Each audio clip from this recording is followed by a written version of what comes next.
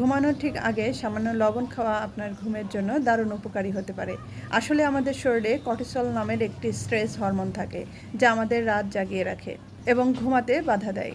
লবণে থাকা সোডিয়ামের এই কর্টিসল হরমোনের মাত্রা কমিয়ে আমাদের শান্ত হতে এবং দ্রুত গভীর ঘুমে তলিয়ে যেতে সাহায্য করে।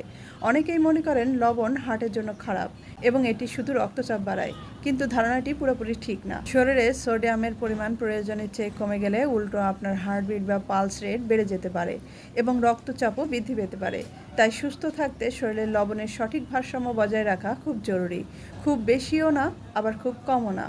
সুস্থ থাকার জন্য প্রতিদিন প্রায় 1.5 চামচ থেকে 1 চামচ পর্যন্ত সামুদ্রিক লবণ বা সি সল্ট খাওয়া যেতে পারে।